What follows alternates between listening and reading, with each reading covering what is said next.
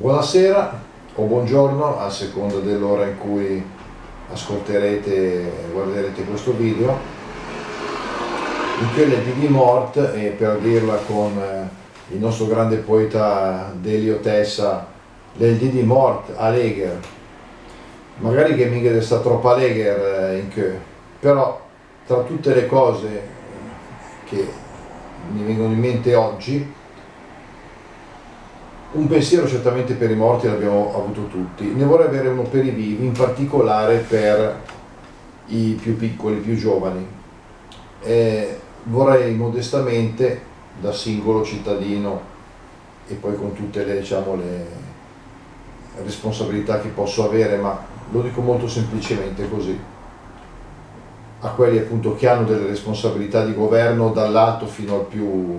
più vicino a noi, quindi presidenti di consiglio, di regione, ministri, assessori, sindaci, eccetera. Non chiudete le scuole medie. Non chiudete le scuole medie, certo, in alcuni casi potrà essere necessario perché ci sono dei casi magari di grave contagio in alcune zone,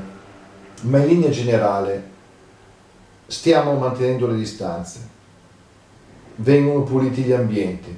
ci sono differenti punti di accesso e orari di accesso, stiamo attenti a osservare tutte le norme,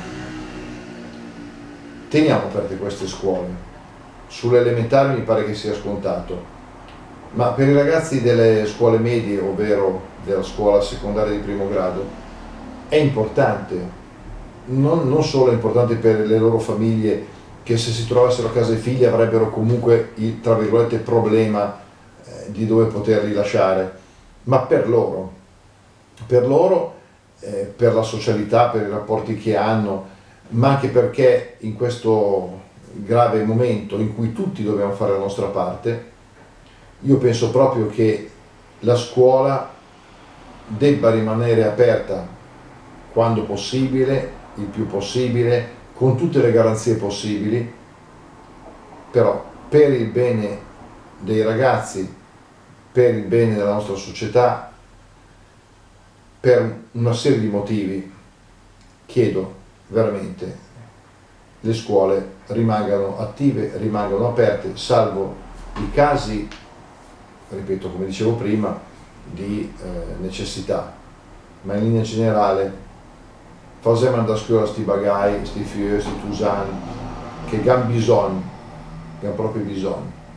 Grazie.